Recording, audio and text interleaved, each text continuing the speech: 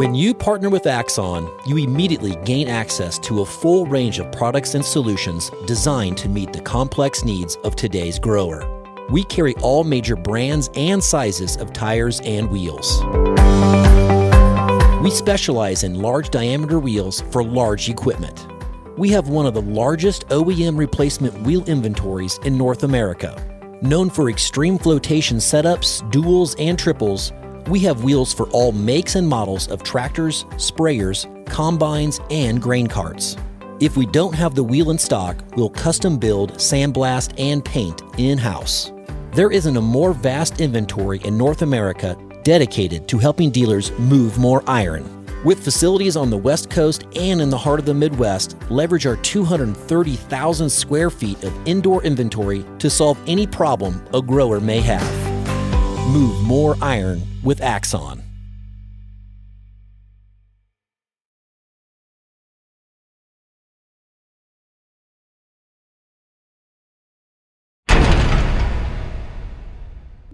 Moving iron.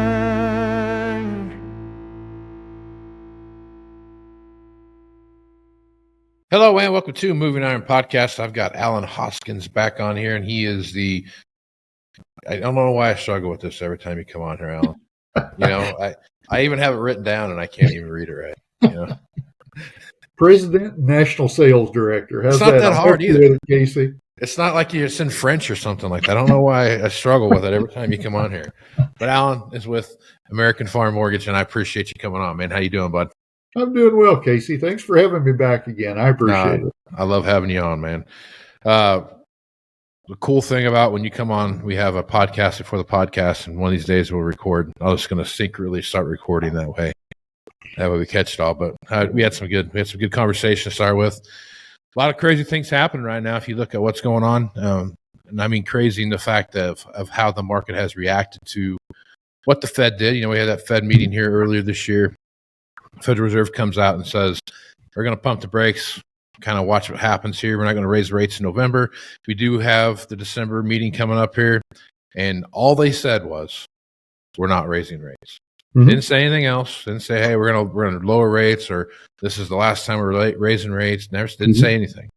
Mm-hmm. You would have thought the market had some kind of secret memo somewhere that said, hey, we're going to stop raising rates, we're also going to drop rates in January, February, or March timeframe. Which I wish I had that memo, because I can make a lot of money right now, but I didn't get that memo. So I guess, Alan, as you're looking at what's going on right now in the world of interest rates, CPI stuff came back, a lot cooler than what they thought it was. Mm-hmm. We've seen some PPI reports that are coming out that are a lot different than what people thought. So it's working. It is working, but the Fed, they said they're getting to 2%, and they're going to get to 2% come hell or high water, I guess. So as you look at this, Alan, what are your thoughts there? What are some of your reactions to what you see happening from the November Fed report? Well, Casey, you're absolutely right in everything you said. And I think it's worth remembering this is the same Fed that was a little bit late to the party in raising rates. Yeah. And did that result in perhaps some increases that otherwise might not have been? Obviously, there is no such thing as what might have been. Right. We deal with what is. Right. I think that with any producer or any business person in general, I think you look at where interest rates are and you try to position yourself as best you can with the knowledge that exists today. And I'm Casey, I'm not a gambler. Despite the fact that I farm, I'm not a gambler. I would much rather position myself to where I have some level of protection if there is an additional increase in rates, but give myself the option to have the benefit if we do see rates start to decrease. And I think that way you're managing your operation as best you can with what is always going to be an unknown. Interest rates I don't think it's ever wise to quote unquote bet the farm, if you will, on where interest rates are going to go. I think you just manage with the understanding that if rates go higher, you have some protection, but if rates go lower, you have an opportunity to pick up some value there as well. Yep. Would you, I guess, as you take a look at what's going on right now, so, we're taking a look at these kind of situations that we're in right now moving through 23. 23 looks like it's going to finish strong. We know we've got all that. There's nothing out there showing that 23 is some catastrophic failure is going to creep up on us here in the last 60 days of the year. But as you're looking out into 24, there are some concerns out there where people are looking at, this could be a year where we see some massive crops and, El Nino year and those kind of things, which could, put some strain on what's out there. See the stuff that's happening in Brazil with some wildly uncommon drought issues. And, we talked about on here quite a bit. You were at a conference with Sean Hackett, and when he was the speaker at it, and I'm sure you heard all about the stuff in Brazil and his take on that, which, guys, if you listen to this podcast, you've heard that before. But as you're looking at those kind of things happen, there's just, I think, from my opinion, looking out at 24, that there's more uncertainty going into 24 than any other year that I've been putting this podcast on. And we're talking going through 16, 17, 18, 19, those years where there was some uncertainty about what was going to, but it just feels like there are things pointing to where, hey, you know what, this could be a really great year for the United States agricultural marketplace. But there's just as many things pointing to this could be one of the more stringent years for that thing. So I guess as you look at that, Alan, what are your thoughts? Well, you talked about Sean in some of his presentations. I think, number one, he brings up a lot of things, Casey, that are very valid and certainly worth listening to. I think any time that you go into a period of larger than normal uncertainty, whatever that looks like, it makes it even more important to fine-tune numbers and look at how you manage margins, kind of like we were talking about the interest rates a moment ago. Yeah. Looking at how do I, as best as I can with the information I have and the tools that I have to work with, how do I look at managing both sides of my profit and loss statement? How do I make the input purchases and manage the expense side to minimize it as much as possible without cutting completely to the bone? I don't think that ever serves anyone well. And also looking at the tools that are going to be available to me, because we don't know what weather is going to look like. You talked about some of the issues going on down in Brazil right now with some of the weather items that are affecting them. We know that we have some historically low river levels here in the U.S. If you look at the southern part of the Mississippi, we know that at least in our area right now, we're going into this fall, or we've gotten into this fall, we're going into this winter, that it's pretty darn dry around here, and we've not had any measurable precipitation in a while. We don't know what the winter's going to look like, but I think just making sure that folks look at some profit opportunities that may present themselves, but also working with their advisors, working with their merchandisers, their grain marketing folks, to help understand how do I best take advantage of some opportunities that could arise next summer, both on old crop and new crop. Because I think anytime you start looking at locking in inputs, it makes sense to make sure that you're locking in some margin, profit margin there as well. So obviously that's going to pertain to the new crop, but there's still an awful lot of old crop out here, and it would appear that there may be some old crop out here for a good while, Casey. Yeah. I think you're right. I mean, there's a lot of things pointing in that direction. When you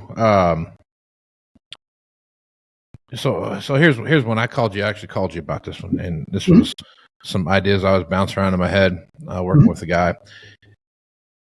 Variable rate interest. So if you look at the bond markets and guys that deal with bonds right now, they're locking in these rates they see now because they're anticipating dropping interest rates, which then would affect the return on their on their bonds and those kind of things. And if you look at it from a reverse standpoint, that means that interest rates on borrowed money is going to go the opposite direction as well. So right now you're looking at between 7.5% and 8%, depending on who you're dealing with and what you got going on. Equipment loans, short-term equipment loans. And I'm not talking long-term 30-year mortgage or anything like that. I'm just talking that 3 to 5 year period. If the Fed does decide, hey, we're going to start leveling off here a little bit and start maybe tapering just a little bit into 24 and 25 and cranking that back, you start looking at some of the stuff, the variable rate approach to borrowing may have some backside upside potential. If you look at it, you sign a note at 7.5%, and then 3 years from now you're paying 5.5% interest. That's a pretty good deal. As you look at those, Alan, and you're having those discussions with folks, what's your philosophy on short-term variable rate interest loans and those kind of things? Sure. I think, Casey, number one, you look at the spread. What's the spread between a variable rate versus a fixed rate? And what amount of risk, if I'm a borrower, what's my comfort level in risk? There are borrowers out there, Casey, you and I both know, that they want to know what the worst thing is that can happen. Those are the folks that are still going to be comfortable with that fixed interest rate, because if rates do tick a little bit higher, they still sleep well. If rates do trend down, candidly, a borrower with a good, strong financial statement, and more importantly, a good, strong cash flow, because ultimately that's what repays the loan. Folks with strength in both those areas will have some opportunity somewhere down the road, if they feel the need or see the value to refinance some of that fixed debt.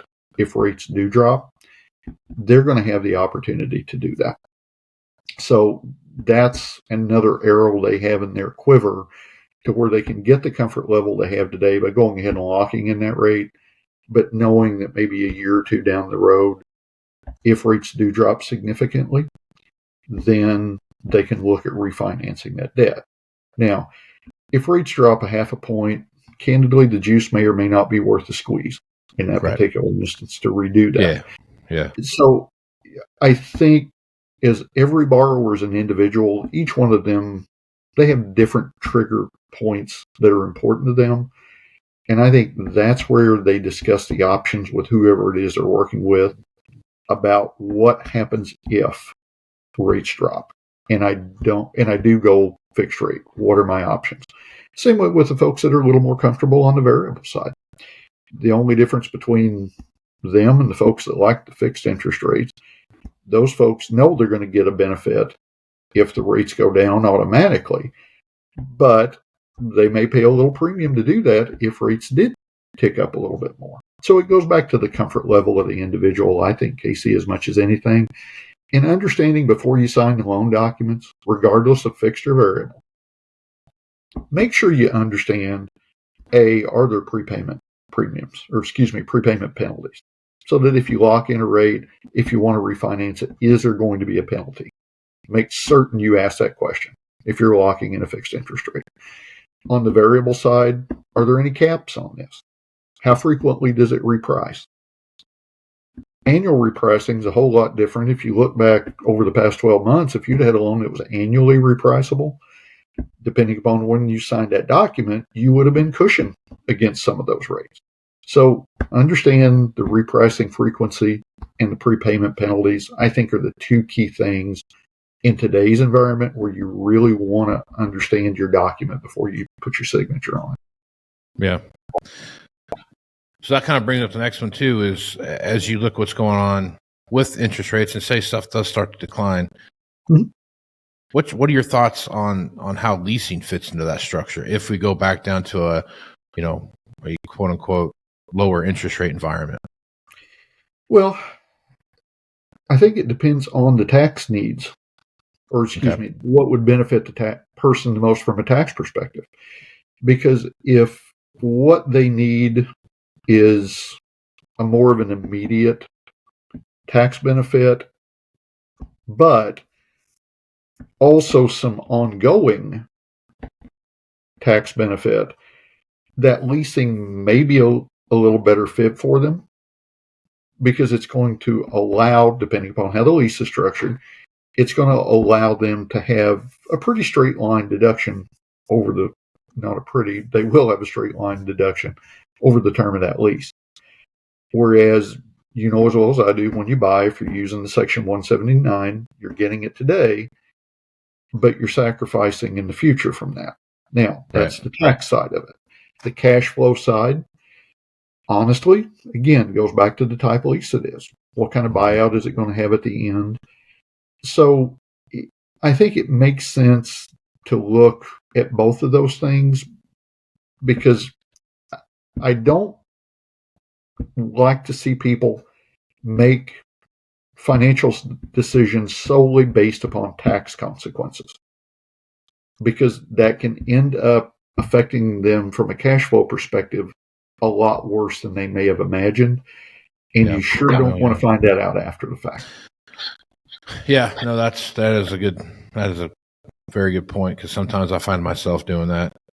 If I do this, then I can do that, and so there's some short-term gain for long-term consequence, I guess, sometimes in a lot of those decisions. So yeah, absolutely. Yeah. All right.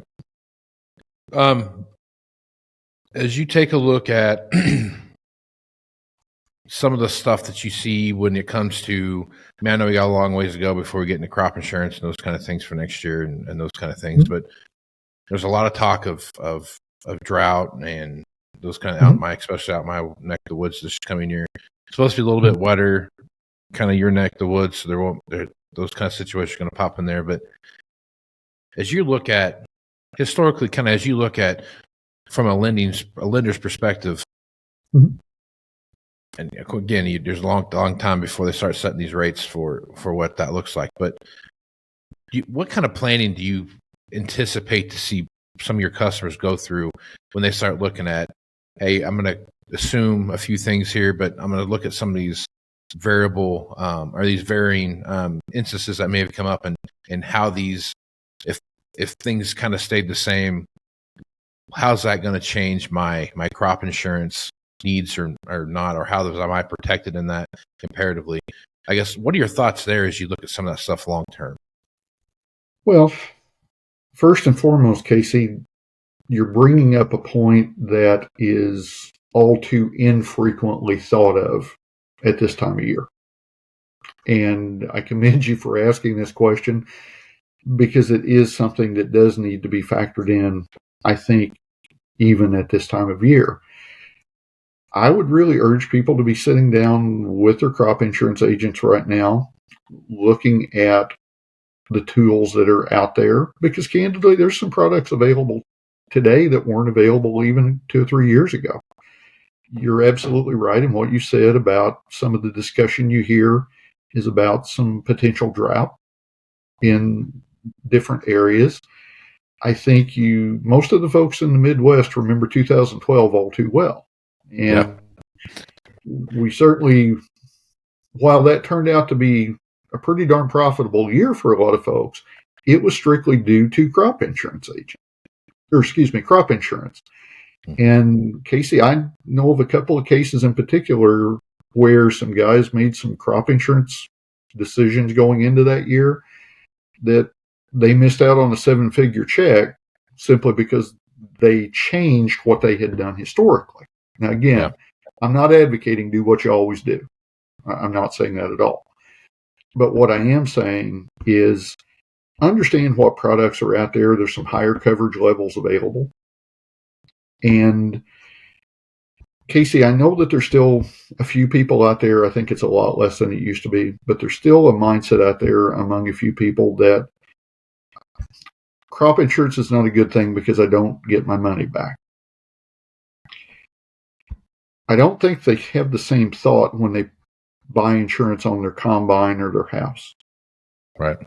The last thing they want is to get their money back. Right. When they buy insurance on their combine, their planter, their house. Yep. And Casey, I think there's a lot of people that work in town at 9-to-5 jobs that if they had the opportunity to buy a year's worth of income, no matter what happened to their job, they'd be pretty interested in that. Oh, sure. Sure. Yeah. And that's really what crop insurance is doing, because I don't know how many other people there are other than farmers that have the kind of risk that they have in things that are beyond their control. Yep. And crop insurance is that tool that helps keep them in the game sometimes, or even in cases where there are guys that have no debt and have a pretty strong financial condition. Do you really want to jeopardize one full year's income? That's something that I think producers need to bear in mind. Now, ultimately, whatever they want to do, that's up to them. As a banker, I don't want to ever tell someone, and I will never tell someone what they have to do. But I just want them to think about things like that when they're making their decision. But candidly, have those discussions, start them now with their crop insurance agents so that as they get into that February, March timeframe, they've got a better handle, and we're going to know more things then than we know now about what we're going into the year looking at. So be prepared for that. Yep. All right. So this is one thing you brought up that I think is something I never even would have considered that this would be an issue, because you figured this time of the year would be when these kind of meetings would be taking place leading up to, renewal season and, what's your tax situation look like and all those kind of things would be coming up. But being very proactive in trying to set appointments with your lenders so you can understand what their thought process is, so they can understand your thought process going into this, like we talked about, 23 into 24, there's a lot of uncertainty there, and just kind of laying that out there for everyone to start. So that makes sure everyone's on the same page, that when you get to January, February, March timeframe, you're not surprised by some stuff. So I guess talk a little bit about your mindset there, Alan. Sure. Casey, I kind of view it as this time of year in particular, it's a really good opportunity for the lender to earn their place at the table. We're coming out of the crop year to where we have a good idea where inventories are going to be. We can start putting together some projections going into 24 based upon what we know now. And we also have the opportunity to hear what producers may have learned in talking to their accountants. Hopefully they've already started that process. And if there's going to be any needs for cash utilization as they go into year end for making any trades. And will that cash utilization be from additional leverage, or will it be from cash that they have on hand? I think it's a great opportunity for the farmer to get some value out of that banking relationship from the standpoint of hearing the lender's perspective about what they see the positives being in the producer's numbers, where the opportunities for improvement may lie, and give them some things to consider. Again, not the lender dictating. That's not the way it works. But the lender giving them some thoughts and ideas that perhaps they hadn't thought of, or the lender giving them some solidification of the idea they believe about where they are and how they're progressing. And I think those kind of conversations now make for even deeper conversations as you get into the renewal season for the lines of credit, because you've already laid the base. Everybody kind of understands a little bit about where the numbers should be this year, what tax planning is going to occur, and makes the conversation as you go into that February, March timeframe a little more productive overall for the farmer, because it's not as fresh, if you will, about where the numbers are, that there's already been the base laid so that everybody kind of has an idea of what to expect. Yep. So I just thought of this. This is a question I'm surprised I haven't asked you yet, for as many times as you and I have had this been doing this podcast here. We are at that time of year, post-harvest, just around the corner. I mean, for the most part, a lot of guys are already done. They're going through that mindset of as they look at their tax situation, are we going to buy a new one? Or are we going to run ours through the winter service program and fix what needs to be fixed? When you are looking at equipment right now, and I mean, I have my philosophy on this, but as you look at it from a lender's perspective, when have you fixed it enough and you need to buy a new one? And when do you need to run it through one more winter service program before you decide to go get a new one? Casey, that's a really great question. In fact, I've had this conversation with two producers within the last week. And ironically enough, it relates to combines. It's a shocker. Yeah, absolutely. Absolutely. And I think the answer is dependent upon A, what do their finances look like? Sure. B, what do their mechanical abilities look like with regard to their comfort level in making a few more repairs? Mm-hmm. C, what is the repair history on that machine, particularly if it's a combine? Right. If it's something that you've put a significant varies depending upon what operates. If you put a significant amount of money in that and you're comfortable with the basic machine itself and there's not a true need, or you're not picking up some technology that you don't have presently to help you better understand where some more profit opportunities may lie, then I would say you really do kind of consider, would I be better off running it another year?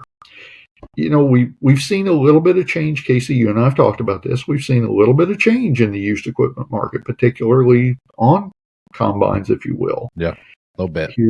Here within the past 60 to 90 days, you're starting to see potentially a few more units coming into the market. We know typically what that does, supply and demand to the cost of things. Do I know what it's going to look like a year from now? Absolutely not. I certainly do not. But I think that if they've got a machine that's been problematic, they know there's a significant amount of dollars that are going to need to be spent on it. They're in a pretty good cash position, and they have the opportunity to pick up a machine that will also make them a little bit of money, maybe from the technological change over what they have now. I think that's a really strong case for looking at trading. Now, one thing I do tell people to kind of think a little bit about, if you're going to trade, and if you're going to a bigger machine, make certain that the money spent on that bigger machine is not going to create a bottleneck for you in another portion of your operation. If you're going from an 8-row corn head to a 12, what's that going to do to you from a grain cart perspective? What's that going to do to you from the need for another truck perspective? Consider those type of things as part of the purchase. Yeah, my philosophy on that is, I look at it from what you've done to it, where it's at. If you have a 500-hour combine and you spent that 500-hour service and the few things that you need to do to it and those kind of things, that's one thing. I think when you get to that 750-hour range, that's when you start seeing that first real big, shop bill come through. And I think when I'm looking at it, if you're at, like, to your point is, if you are at the 500-hour mark and you can do something, I think that's the best time for you to move on a combine, right? If you spent you got the 750 and you've gone past 500 and you're looking at that's staring in your face, you need to do the repairs and run it one more year and take a look at it, and then start looking at that, because the repairs don't add value to the machine. They just get it back to where it should have been to start with. And I think that's the kind of the Achilles heel of some of these deals. When you've traded through them, you've done those repairs already. Now you need to go get the good out of those repairs. You need to get that 50% of those parts back out, or whatever it is that you're going to go do. That's why I think if you're looking at 500 hours, it's the best time to trade a combine. If you 0 to 500 hours, best time to trade a combine. If not, you're probably 750 to 1,000 is probably the next best place to trade a combine. And I think that just depends. But again, it goes back to your point of some of these operations. You can look at it where you buy a combine with 750 hours on it. It might be 3 seasons before you get to 1,000. You know what I mean? Those are the kind of things that you take into consideration as well. If you're 2 or 3 or 400 hours a year on a combine, more than likely, that's when you need to start looking at those hour ranges. But you also need to take in consideration what your hours of use are too. If it's 100 hours a year, it's a whole different mindset than if it's 300 or 400 hours a year. So exactly, I would agree with everything you said completely. Yeah. Maybe the sole exception, Casey, that I could see to that, if somebody's gone in and done a lot of work on a combine and they've got a neighbor that's looking for a combine like they have, maybe. Oh yeah. But that is the exception. Yep. Yep. But no, other than that, I agree with you completely. Yep. I think you're spot on. And also too, it has crop you're harvesting too plays a big. If you're harvesting wheat versus edible beans, that's two completely different things, So absolutely, edible beans are like small rocks running through your machine, so you gotta pay attention to that. Your wear is significantly different than it is on wheat. You know what I mean? So, all good stuff. Well, I think that's probably a good place to stop. Any final thoughts you want to throw out there before we close things down here? Now, Casey, certainly wish everyone a happy Thanksgiving. As we're taping this, we're in the week of Thanksgiving, and wish everyone out there a happy Thanksgiving. And Casey, appreciate the opportunity to be on the show with you, and thank you for this. Thank you for this chance. Oh man, pleasure's all mine. And like I tell everybody, Thanksgiving's my favorite holiday because it's absolutely no pressure. You just have to you have to eat too much and you have to watch football. I mean, what more could you possibly ask for in a holiday? You know what I mean? So, well said. It's a place where you can eat 4 pieces of pie and nobody cares. You know what I mean? It's totally fine. So that's good stuff. Absolutely. Well, happy Thanksgiving to you and your family, and we'll talk to you again next month, man. Thanks a lot. All right. Thanks, Casey. Appreciate it. Right on. I'm Casey Seymour with Moving Iron Podcast. Check me out on Facebook, Twitter, and Instagram at Moving Iron LLC. Go to LinkedIn at Moving Iron Podcast. I got Snapchat now. Go to Moving Iron Podcast on Snapchat. I've got TikTok. You can check me out there, Moving Iron Podcast. And you can go to the YouTube channel, which is Moving Iron Podcast. Now, I got them all, Alan. I don't even know how to use half of them, but I got them all. You know what I mean? So check those out there. Go to movingironllc.com for everything Moving Iron related. And Moving Iron Summit's coming up here a year from now in Nashville, Tennessee, September 4th through the 6th. Alan's going to be there talking about what's going on. So looking forward to that as well. So, Alan, you have a good one. We'll talk to you again later, man. Right on. So with that, I'm Casey Seymour with Alan Hoskins. Let's move some iron, folks. Out. Moving iron in the 21st century. Hard